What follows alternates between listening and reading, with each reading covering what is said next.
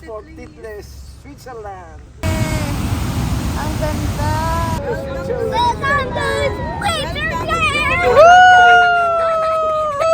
Some memories are too special to rush, and this is one of them.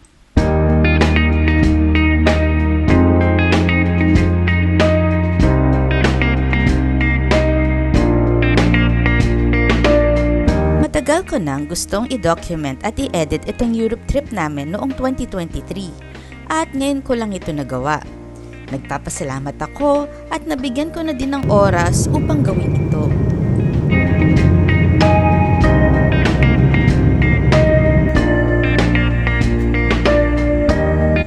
Bumiyahe kami kasama ang aming mga magulang at ang aming anak, sakay ang Etihad Airways papuntang Switzerland. Dream destination ng marami ang Switzerland. I knew deep inside, this would be one of those moments we will cherish forever. Hi, kawai! Papa! Pagkalapag namin ng Switzerland, ay sumakay kami ng tren. Ang ganda ng mga tren dito, malinis, mabilis at maluwag. Sa Pilipinas pa lang ay bumili na kami ng Swiss Travel Pass upang mabilis makasakay sa mga pampublikong sasakyan. At pumunta na kami sa aming unang destinasyon. Ang unang stop namin, the Lindt Chocolate Factory. Mahaba ang aming biyahe, kaya kumain muna kami dito sa cafe nila. Ang sarap ng mga pagkain. Pagpasok pa lang dito sa Lindt ay bumungad na sa amin yung giant chocolate fountain. Mga 30 feet ang height. Puno ng totoong tumutulong tsokolate. Para ka talagang pumasok sa real life Willy Wonka world.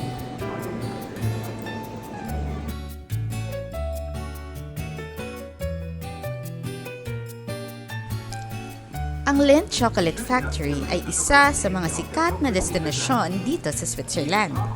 It is every chocolate lover's dream.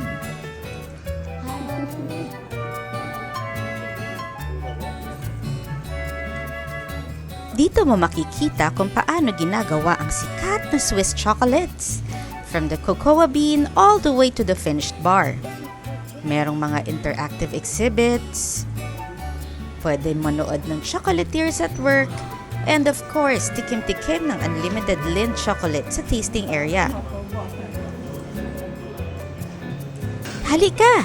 Samahan niyo kaming tumikim ng iba't ibang klaseng chocolates.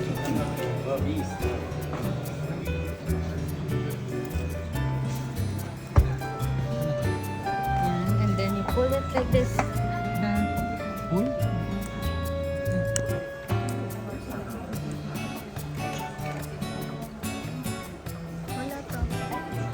Yan, sige, pull.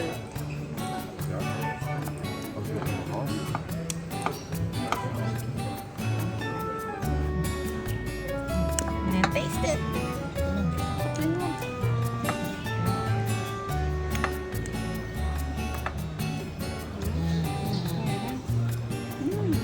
Yummy? Yummy? Lasa. May white Toblerone ba yun? Okay.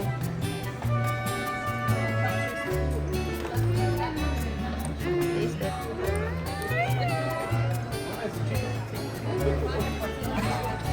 How is it? Sarap.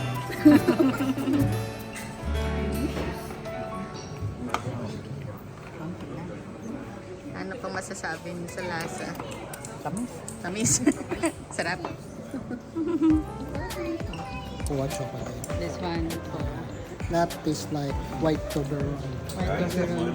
Isa ito sa mga places na hindi mo lang matitikman. Mararanasan mo rin ang history, ang craftsmanship, and ang tamis na nagpasikat sa mga Swiss chocolates.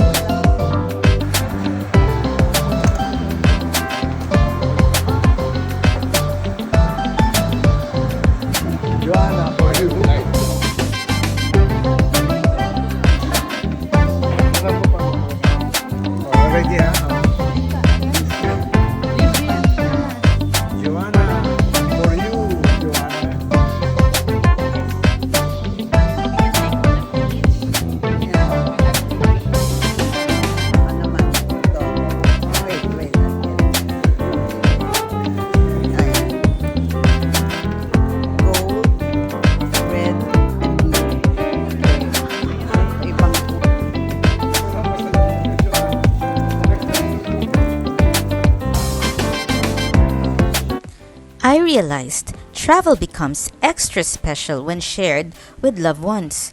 Kasama namin dito sa trip na to ang aming mga magulang.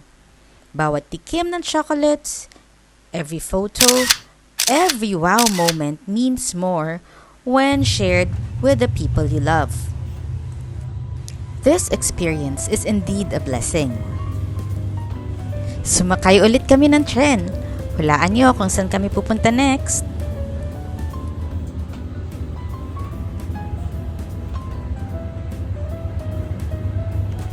Ano masasabi mo, Dad? You're in Switzerland. Thank you, anak. We love you. It's a beautiful country. Very clean. Oo, ang ganda. Very nice climate. Hello! Welcome to Rhine Falls! Say hi! Hi! And sasakay kami sa lift.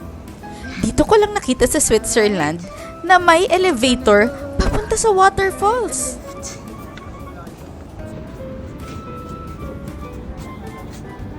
Ride the lift. Say hello again. Hello, Carlo. Hello. Hi. Look at that. That's the falls. Okay. So for free. Let's go. Press the green button. Wala pa nag-check sa akin. Honesty. Yay, dito kami. Honesty is the best policy. Going to Saan ka nakakita ng bansa na sasakay ka ng 3 elevators papunta sa waterfalls? Ang galing ano? Sana all. There's one more elevator. This way. One more elevator to go. One more elevator and they're going. Hello.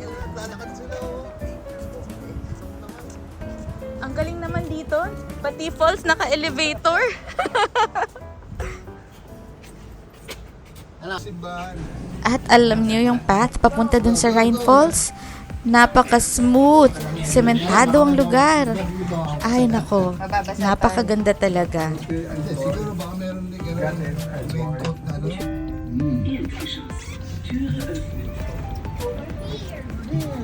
Hello. We're gonna hike. Ha? Doon? Saan? Saan ba? Doon. Pababa. Ayan o.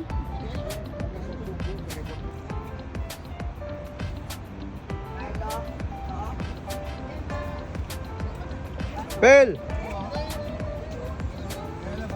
Pel! Kaway kayo! Rhine Falls is Europe's largest waterfall, formed over 15,000 years ago during the Ice Age.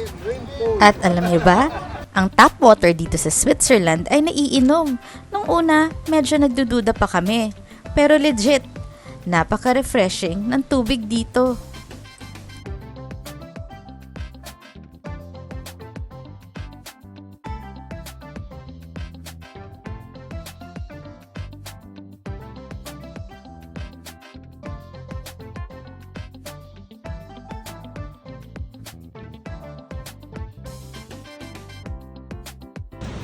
Nakakamangha dahil ganun siya ka-accessible. Just a short train ride from Zurich and we're standing right beside this incredible force of nature.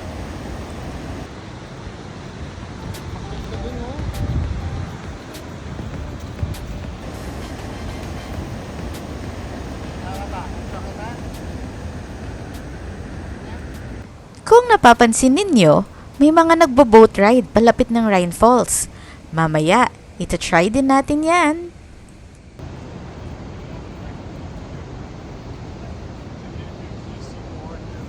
Pero bago tayo sumakay, maglakad-lakad muna tayo at tingnan ang magandang view dito sa paligid. Hay, ang ganda talaga ng Switzerland. Alam niyo ba na ang Switzerland ay may 4 official languages? Ito ang German, French, Italian, at Romansh. And go. Welcome to Switzerland! Welcome to Switzerland!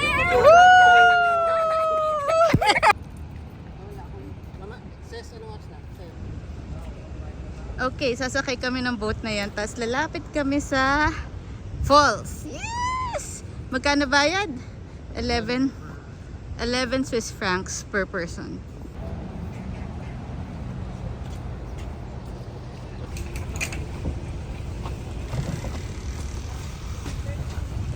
Let's go! Look at the ducks! Hello, ducks! You can see on the water is not water pollution, comes from the aquatic plant. The temperature is 4 to 6 meters, the temperature from the water is 21 degrees. Going from the mountains, the Swiss mountains, go to the Atlantic Sea.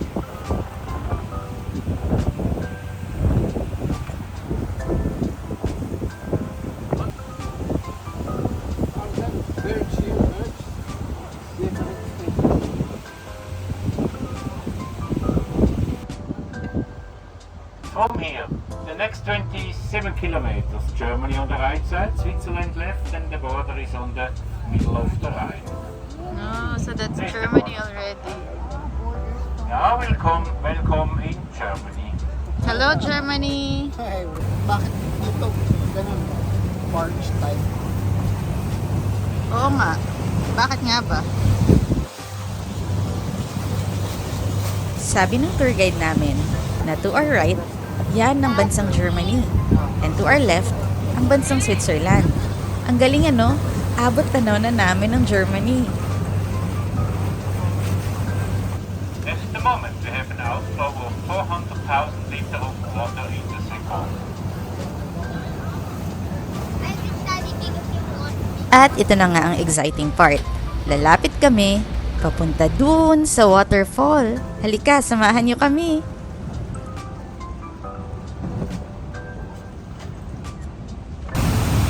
Grabe! Ang ganda! Uy, Grabe! Hello, rifles! Nice! Galing! Ganda! Wow!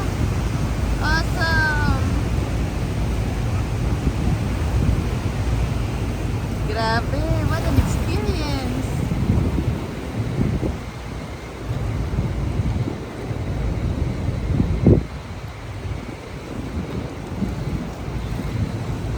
Wala akong masabi kundi ang ganda. Habang sumasakay kami palapit ng falls, tumutuwa kami lahat habang nababasa ng spray ng tubig. Grabe, galing.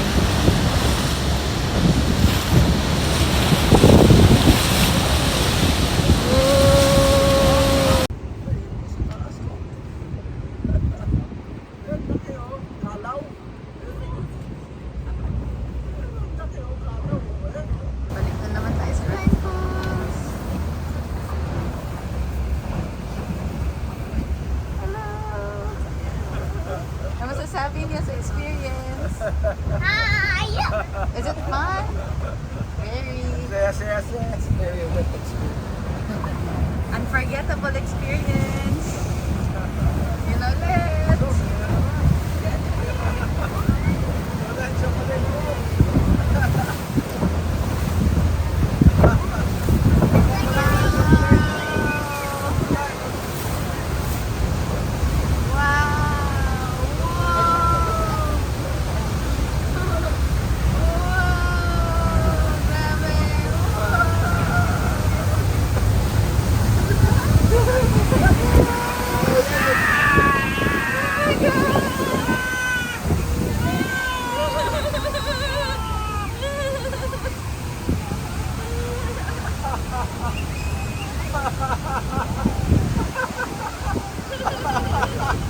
Wala, tabo na ng chocolate mo.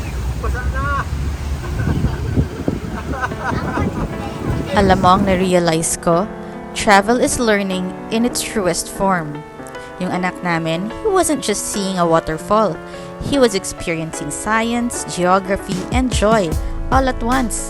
Pati rin kaming mga adults. Pa-prepare ka na. Oo, sure ka na. Yung hitek, photo mo.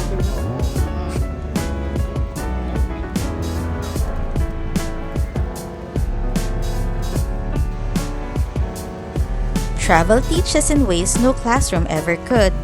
Oh, paalam Rhine Falls. Napakaganda mo. Salamat sa wonderful experience. Sana balang araw makabalik ulit kami. Samahan niyo kami sa aming susunod na biyahe. Pupunta naman kami ng Luzerne. See you later!